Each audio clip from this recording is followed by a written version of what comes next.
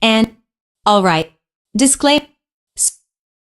Sweat was dripping down Ryder's face as he did his best to keep calm and analyze the situation before him. Alex was tapped between multiple fires and tied up to prevent him from escaping. Worse yet, Damian Stone could be planning an ambush to take out him and his team. He had no backup for now, and none of his pups ever had to deal with multiple fires at once. Or somebody trying to kill them. Okay, pups. Listen up, he spoke into his communicator, getting their attention. The fire is too big for us to handle, so we'll be treating it as a secondary objective. Getting Alex is priority number 1, and nothing else. What if we run into Damian Stone and his gang, Ryder? Asked Rubble, with a hint of terror in his tone. Avoid them as much as possible. If you're in trouble, radio for help, ordered Ryder. Yes, sir, replied all his pups. The forest that Alex was trapped in was around the corner of the street. When they made the turn, he and the other members of Paw Patrol gasped at the amount of fire that had already spread. Look at the size of that thing. I've never even seen such a big fire, let alone been in one as large as that one is, shouted a terrified Marshall. Don't worry, Marshall. You'll do fine, reassured Ryder. We have to for Alex's sake. All right, Ryder. I'm ready for a rough rescue, shouted Marshall with a few barks. When they reached a border of the forest without any flames, the group came to a halt. Ryder got off his ATV and made his way towards Marshall's fire truck. Grabbing the hose, he got on top and started issuing orders. Okay, just like we planned. Chase, you head out and find Alex with your spy gear. Marshall and I will head in and take out as much of the fire as possible. Rubble, you start collecting dirt so Sky can scoop it up and drop it on the flames to lower them. Wait a second, said Marshall as he pressed a button on his vehicle board. A side door of the fire truck opened up and revealed 6 sets of oxygen masks and tanks. These tanks and masks will help you breathe through the smoke. I had Rocky make them for me a while ago just in case something like this happened. Nice work, Marshall, said Ryder as he grabbed one before handing one off to each of the pups. All right, Paw Patrol. Let's do it. Rough. Yeah, shouted the pups as they went to work. While Rubble and Sky stayed behind, Marshall hit his fire truck alarm and drove straight into the fire at top speed. Chase turned on his spy carrier and drove in a different direction. None of them knew of 3 hidden individuals on a nearby hill watching them with binoculars. One of them pressed onto a walkie-talkie and said, "Sir, they spit up. 2 are waiting at the border while that kid and the Dalmatian took off center and the strange cop dog took off to the right." Zuma with them? Negative. All right, guess we'll just have some fun without him. Chase was the first to see the fire and feel their hot flames as he drove through the forest. The leaves were like falling chips of embers while the branches burned brighter than any fire he saw. He could hear the painful crackling of the wood and the thick smoke had all but blocked his vision. Thermal vision would be pointless in this fire, and it wasn't dark enough for night vision. Still, he had another set of eyes that could help him see. Rough, drone. Launch. Out from the back of his truck, the cyber drone launched into the air. He had programmed it to find Alex based on the kid's shape, size, and weight before it went off on its own. A small video camera appeared on Chase's goggles that recorded what the drone was seeing. Suddenly, his drone spotted something tied up to a tree and it looked a lot like Alex. Barking with excitement, Chase drove as fast as he could towards the location.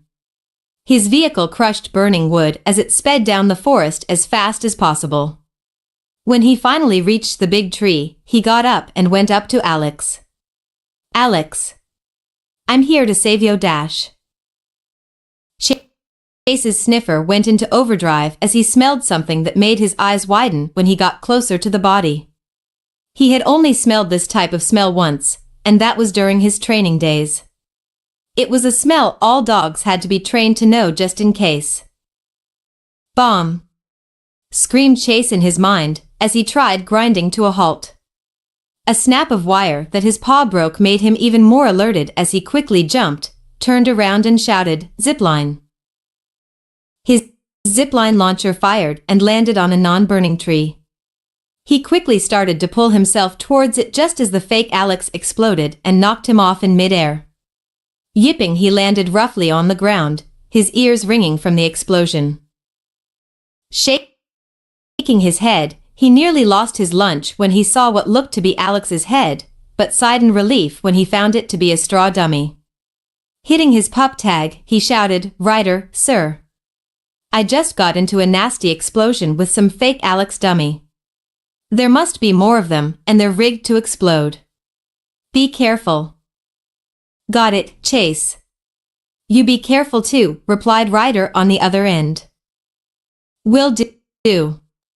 Over and out," said Chase as he ended the call. He shook his ears once more to get rid of the ringing before jumping onto his carrier and making adjustments to his drone's commands.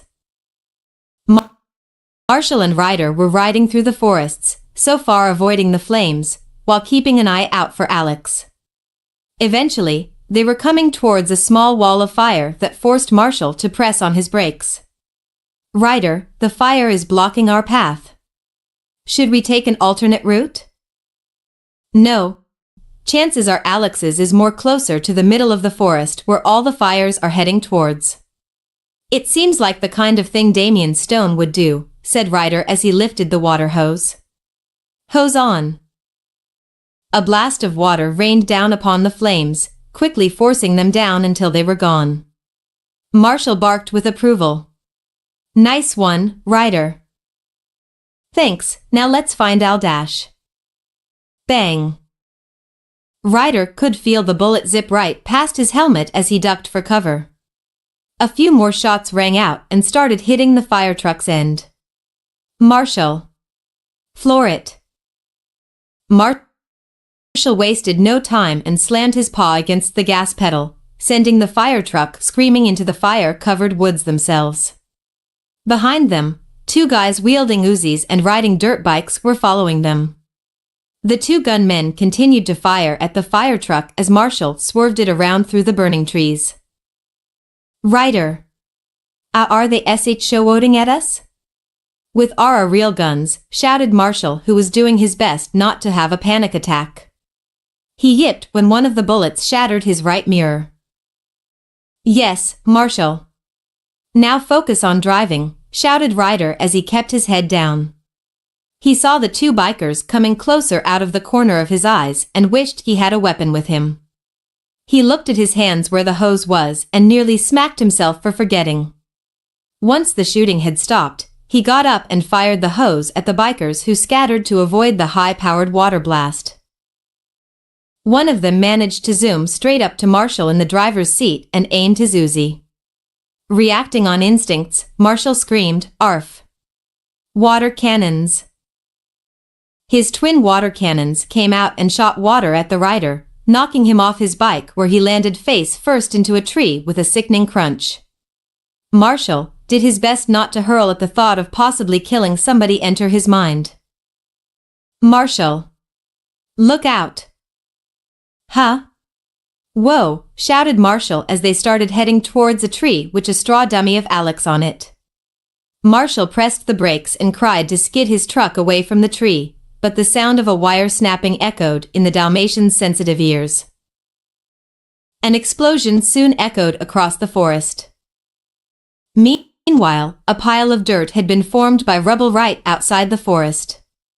One dirt pile just as delivered. "Take it away, Sky." "Rough. Rough. This puppy is gonna fly," shouted Sky as she used her helicopter to control a giant bucket that scooped up some of the dirt. She took off as Rubble watched her do her job that Ryder had given. "Man, what do I do now?" How come I have to wait here while everyone is having some action? Asked Rubble, pouting in disappointment. He soon heard the sound of engines running and his ears perked up. He turned around, thinking it was Zuma and Rocky who had come with whatever invention the mixed breed had come up with this time. Instead, his face paled when he saw three strangers on dirt bike wielding something he always saw in his cartoons, but never in real life. Guns. Without even thinking about it, Rubble high-tailed it out of there and cursed that his digger was the slowest of all the vehicles of Paw Patrol. He kept his head low as he heard the gunmen getting closer on their bikes and gulped. Pressing his pup tag, he called for backup. Ryder. Help. I'm being chased by three guys with guns. What do I do? There was nothing but static as a result. Hello, asked Rubble. But when he got no answer he turned it off and was about to call again when the bullets started flying. He yipped as he could hear them sailing over him and began to whimper. Oh no, no, no, no, no, no. He wished he could just fly away or block the bullets like his hero Apollo the super pup, but he wasn't a superhero. Just a pup. But if there is one thing I can do like Apollo, it's be brave like Apollo, shouted Rubble, with a growl. He curved his digger around and charged forward, howling. Two of the bikers raced off to avoid the digger, but the third one panicked as Rubble headed straight for him. Here comes Rubble. Bringing you trouble. The biker screamed as he slammed into the digger's blade, sending him sailing into the air and landing hard on the ground. The bike was totaled as it was thrown away and landed in a heap. Rubble gave out a cry of victory only to duck his head in fear when the other two drivers shot at him again. This time they managed to hit his truck and he lost control of his steering. Oh no, shouted Rubble as he slid across the ground before coming to a stop. Rubble gulped and saw the two bikers come to a halt right in front of his truck. Lifting their guns, Rubble gasped as they aimed right at him. The guns fired as a hail of bullets made straight for Rubble.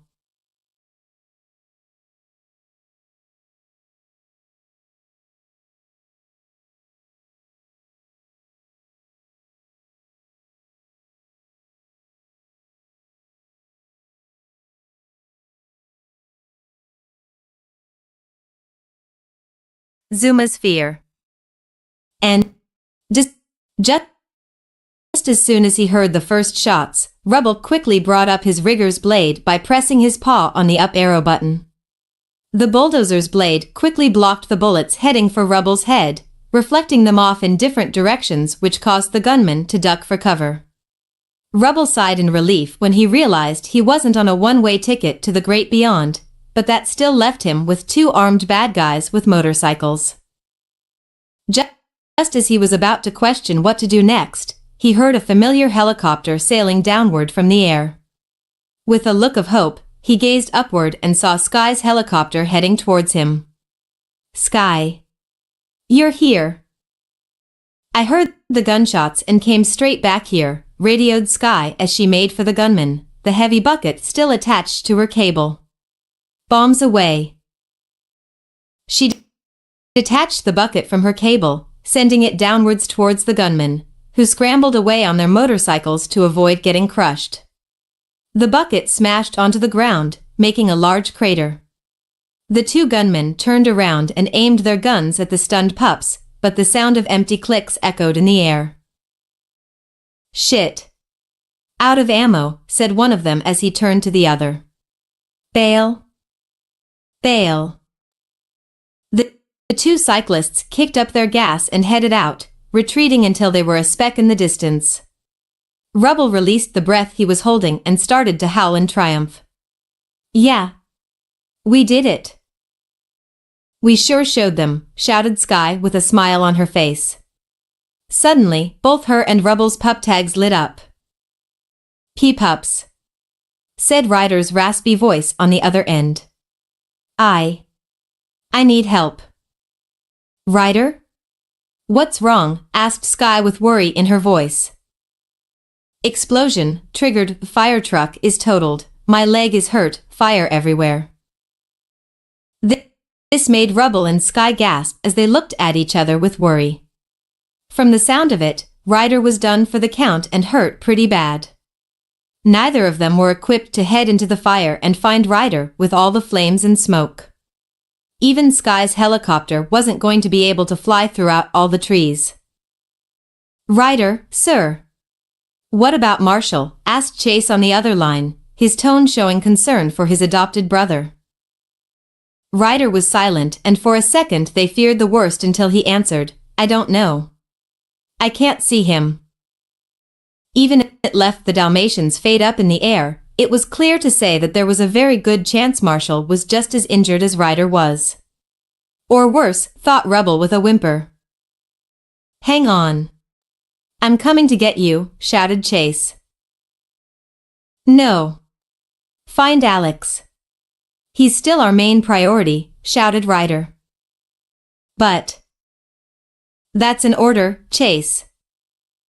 Yes, sir.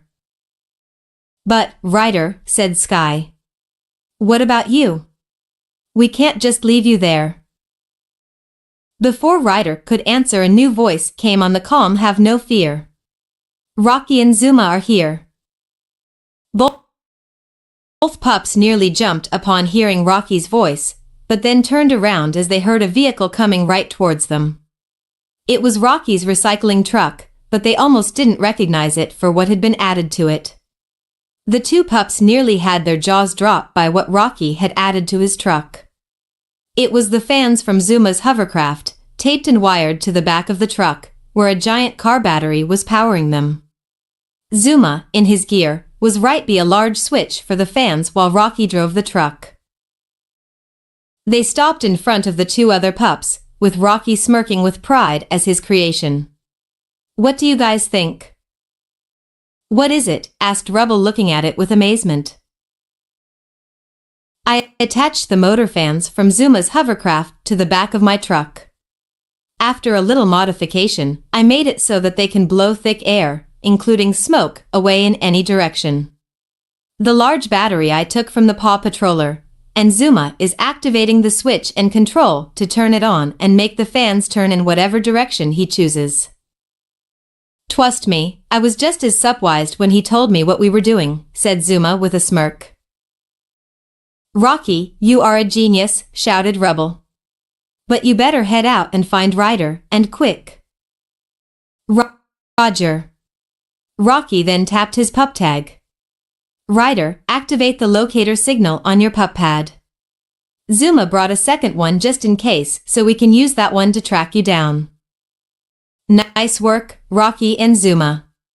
I'm activating it now. Please, hurry. Once the call ended, Rocky turned to Zuma, who was working on the pup pad. Do you have Ryder's signal, Zuma? Zuma nodded. I got it, Rocky. Head straight for a mile and then turn 45 degrees to the left. The two quickly went to work as the truck drove as fast as it could into the forest, with the other pups howling for their success. Almost immediately, the two of them faced with smoke that was coming in from all directions. Rocky, barely able to see, coughed a bit before shouting, Zuma. Activate the fans. Zuma didn't waste any time as he flipped the switch and the fans of his hovercraft came to life. With the power of the huge battery powering it, plus a little Rocky engineering, the fans blew even more powerful than Zuma had ever heard them. Using some buttons on the control panel nearby, Zuma moved the fans left and right, blowing the smoke away in a 7-mile radius. Rocky sighed as he felt the air enter his lungs better and his vision clearing up a bit. Thanks, Zuma. No problem. It's really thanks to your skills as an inventor that we can do this. You really are a smart pup, Rocky. Maybe the smartest ever, complimented Zuma with a huge smile on his face.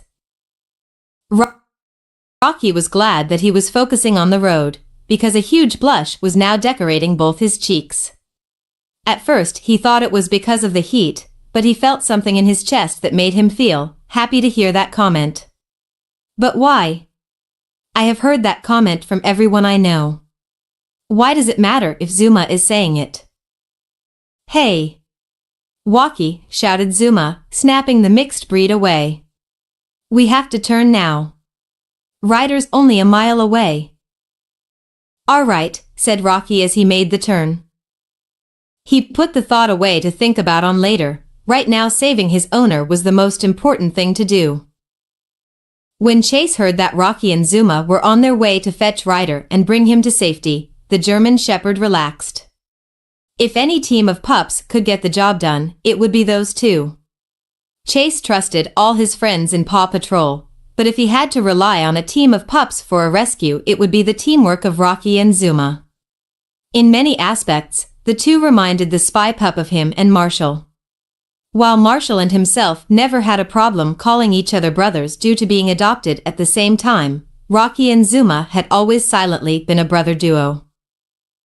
He knew of Rocky's urge to always protect Zuma, mainly because even more so with his past revealed they were survivors of tragedy. For Rocky, it was the heartbreaking betrayal of his old owner that he once loved so much that caused him so much pain to this very day. Even though Rocky said he hated his old owner, you could tell that there was a hint of regret and sorrow to that statement. That deep down he wished things didn't turn out this way. It wasn't a surprise to Chase when he started watching over Zuma when he came over and quickly becoming his best friend. Until recently, none of the pups knew of Zuma's dark past, but Chase had a suspicion that Rocky suspected it was bad. He could still remember all the times Rocky let Zuma sleep in his pup house whenever he had a bad dream. Rocky saw himself in Zuma, and so he unofficially became his big brother. And he's going to need to be that big brother during all this, thought Chase, who shook his head, making sure to keep clear of any burning debris.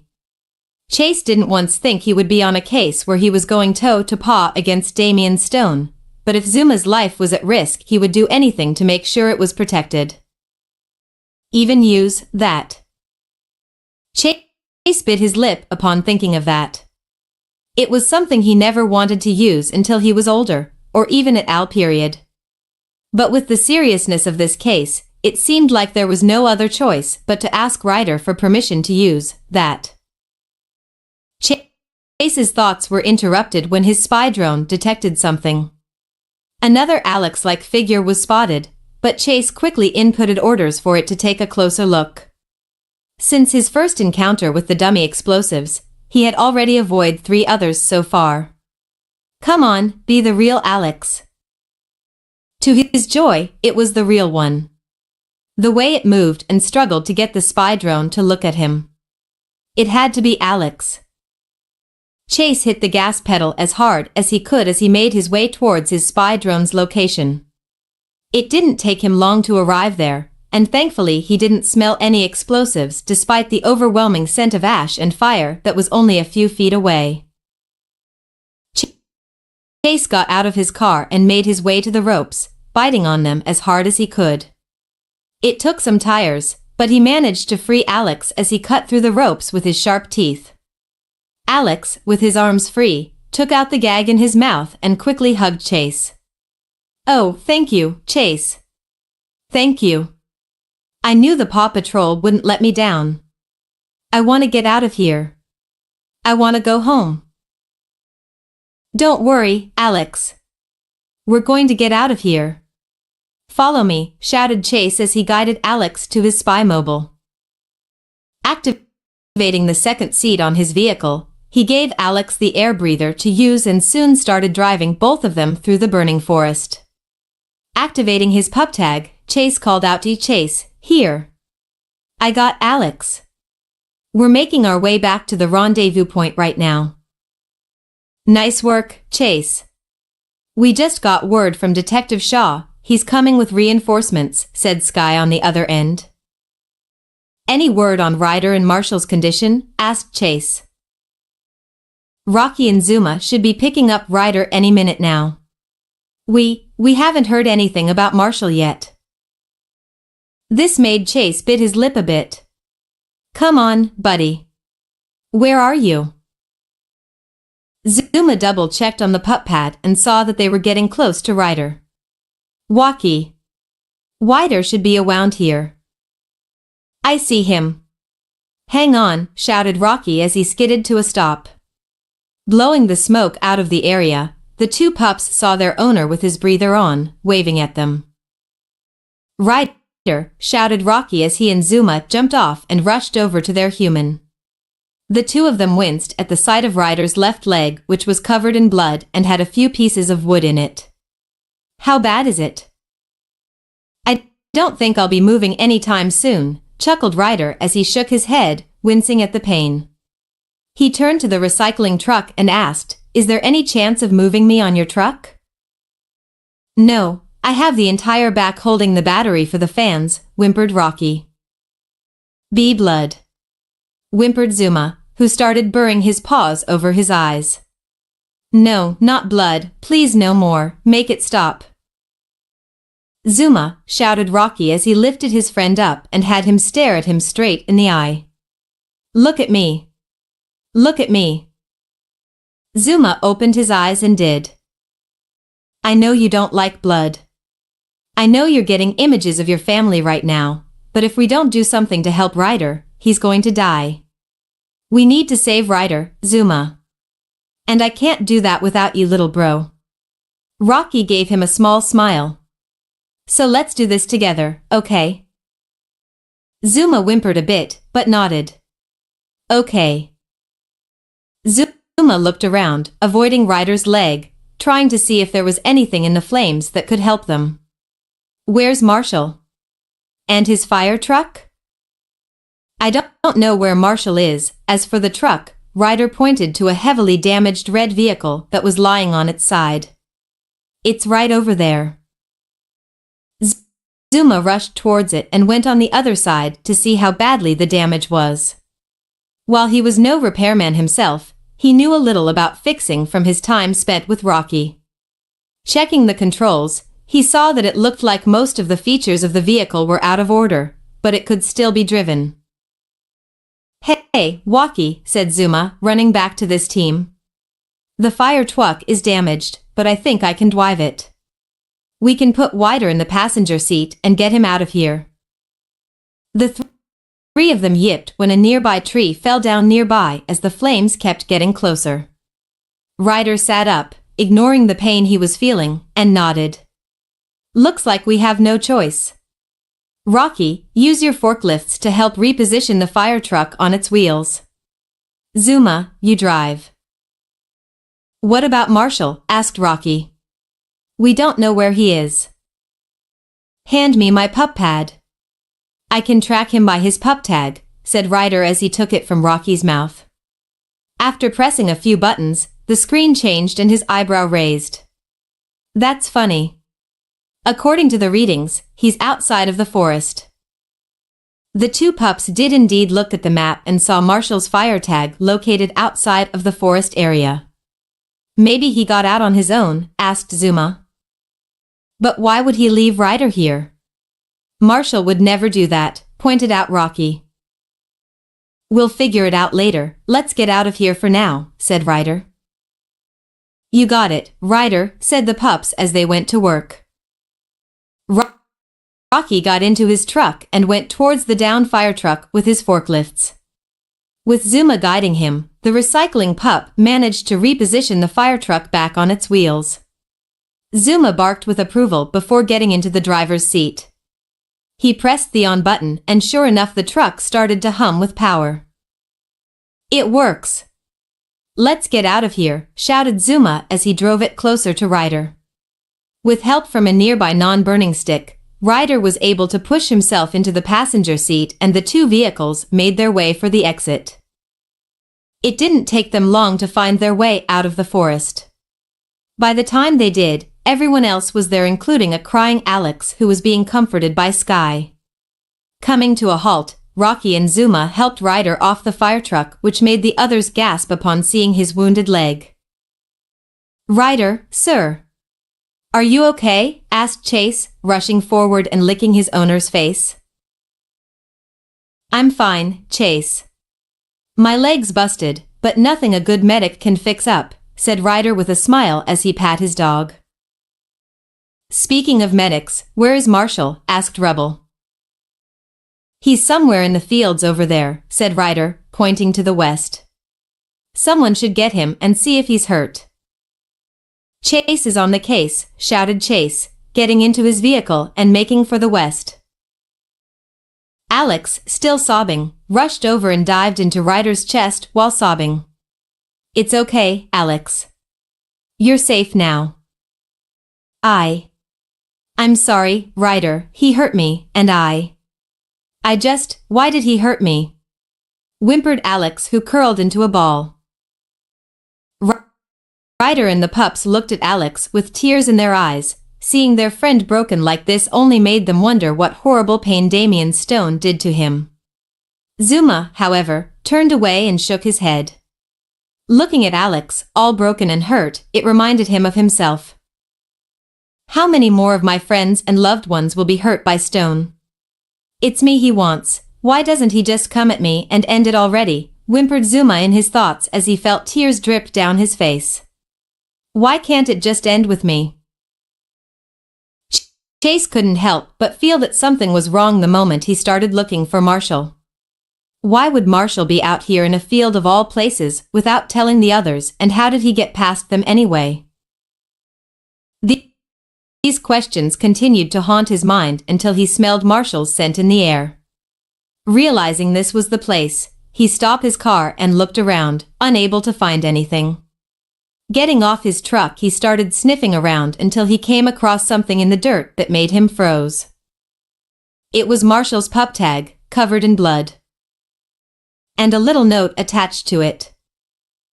Dear Ryder and Paw Patrol. Nice rescue. But you seem to be missing a pup. Don't worry, Marshall and I are going to have some fun before the real game starts. Call you soon. Damien Stone.